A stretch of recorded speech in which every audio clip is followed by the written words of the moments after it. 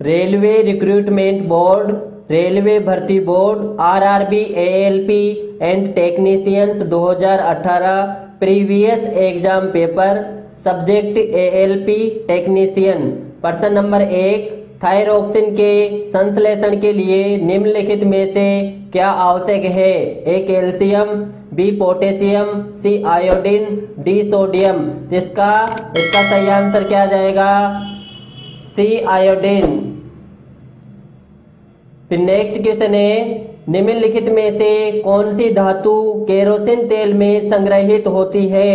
ए platinum, B तांबा, C sodium, D सोना। इसका सही आंसर हो जाएगा सी सोडियम।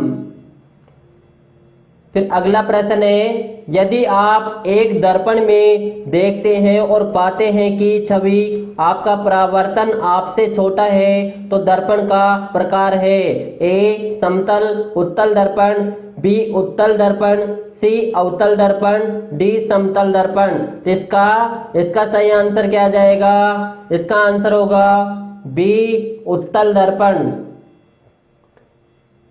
फिर अगला प्रश्न है, खाद्य पदार्थों में दुर्गंध आने का मुख्य कारण वसा और तेलों का है? ए ऑक्सीकरण, बी अवकरण, सी हाइड्रोलिसिस, डी शोधन। इसका सही आंसर आ जाएगा ए ऑक्सीकरण। फिर नेक्स्ट प्रश्न है, निम्नलिखित गैसों में से कौन सी गैस बायोगैस संयंत्र में उत्पन्न नहीं होती है? ए CO2, बी CO, सी H2S, डी CH4। इसका सही आंसर आ जाएगा बी CO। फिर नेक्स्ट क्वेश्चन है, क्लोरीन गैस का उपयोग निम्न में से किसके निर्माण में किया जाता है?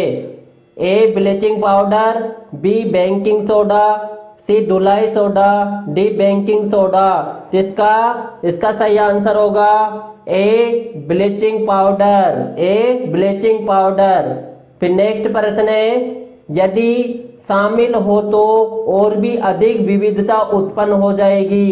ए बाइनरी विखंडन, बी वानस्पतिक जनन, सी लैंगिक प्रजनन, डी अलैंगिक प्रजनन। इसका सही आंसर क्या होगा? सी लैंगिक प्रजनन। नेक्स्ट क्वेश्चन है, निम्नलिखित में से कौन बढ़ते भ्रूण के लिए पोषक ऊतक का कार्य करता है? ए एंडोस्पर्म, बी अंडाशय, सी बीजांड, डी युग्मनज। इसका सही उत्तर होगा ए एंडोस्पर्म।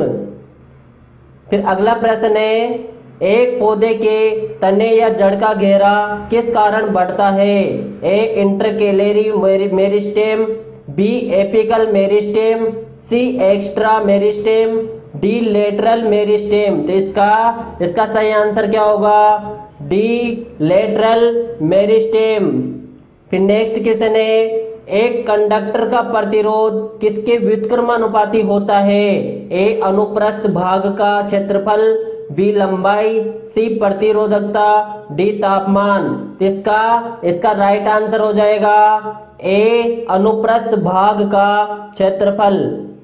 फिर नेक्स्ट क्वेश्चन है, निम्नलिखित में से कौन सा प्रकृति में कभी अकेले नहीं होता है? ए बल, बी संवेग, सी जड़त्व, डी वेग। तो इसका राइट आंसर आ जाएगा ए बल। फिर अगला प्रश्न है, धात्विय अम्लों के साथ अभिक्रिया द्वारा उत्पन्न करती है? ए लवण और क्लोरीन, बी लवण और क्षार, सी लवण और पानी, डी लवण और हाइड्रोजन। तो इसका आंसर क्या होगा? डी लवण और हाइड्रोजन, डी लवण और हाइड्रोजन।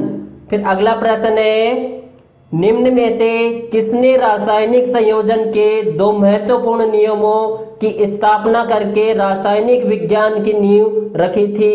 ए Ernest Rutherford, B Democritus, C Antoine L Lavoisier, D Joseph L Proust. तो इसका सही आंसर क्या आ जाएगा? C Antoine L Lavoisier.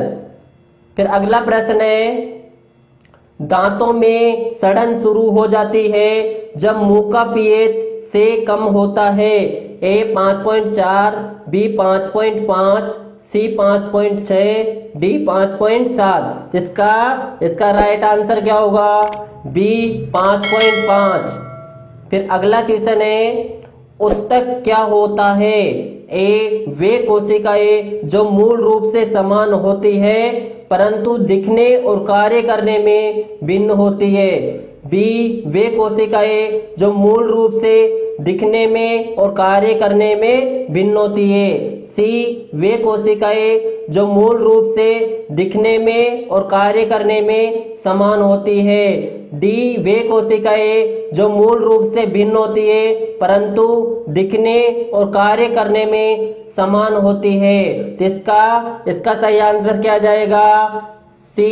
इसका सही आंसर होगा सी वे कोशिकाएं जो मूल रूप से दिखने में और कार्य करने में समान होती है।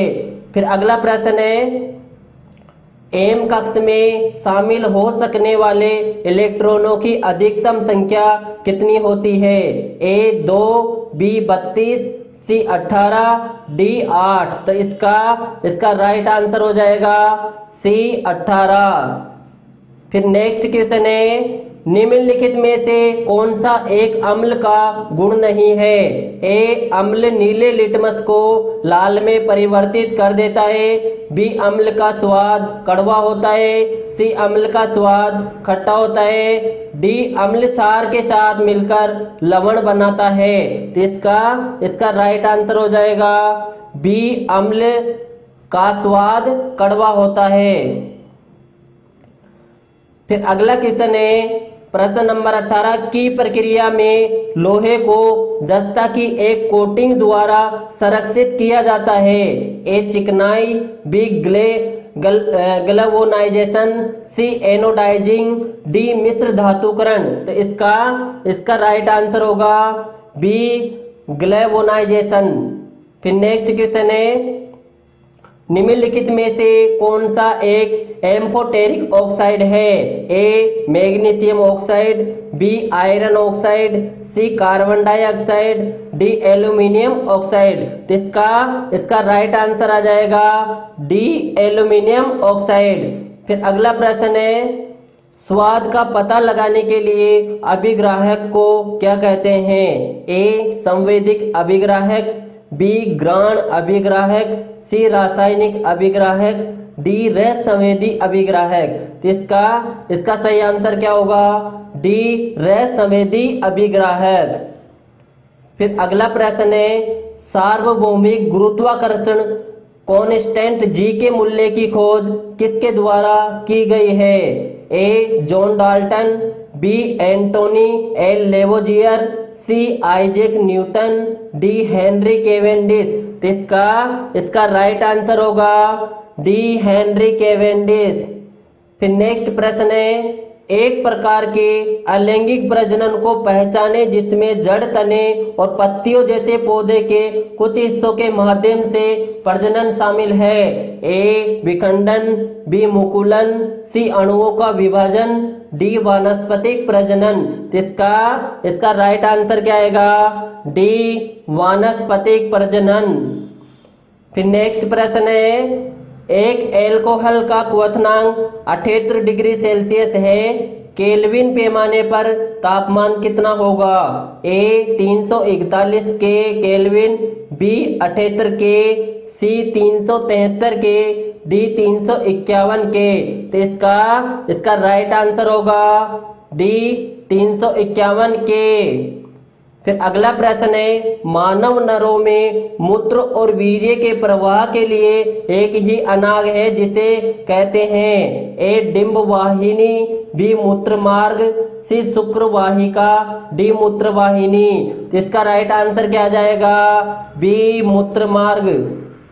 फिर नेक्स्ट प्रश्न है, अपने बाएं हाथ में पेन को पकड़कर एक व्यक्ति अपना प्रतिबिंब शीशे में देखता है कि पेन दाएं हाथ में है। ये निम्न में से किस घटना के कारण है?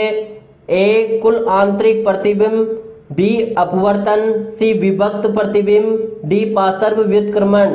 इसका राइट आंसर क्या आ जाएगा? इसका आंसर होगा डी पार्श्व व्युत्क्रम। फिर नेक्स्ट प्रश्न है, ऊपर उठाए गए हथौड़े के पास क्या होता है? ए मांसपेशिया ऊर्जा, बी यांत्रिक ऊर्जा, सी गतिज ऊर्जा, डी स्थितिज ऊर्जा। तो इसका राइट आंसर क्या होगा? इसका आंसर होगा डी स्थितिज ऊर्जा, डी स्थितिज ऊर्जा। फिर अगला क्वेश्चन है, जब हम आवर्धिक तालिका के समूहों में नीचे जाते हैं तो क्या होता है? ए सेल की संख्या बढ़ जाती है, बी सेल की संख्या घट जाती है, सी परमाणविक आकार कम हो जाता है, डी वैलेंस इलेक्ट्रॉन कम हो जाते हैं। तो इसका राइट आंसर क्या होगा? इसका आंसर होगा ए सेल की संख्या बढ़ जाती है।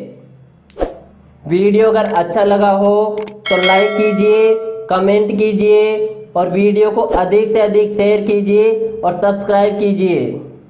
ओके।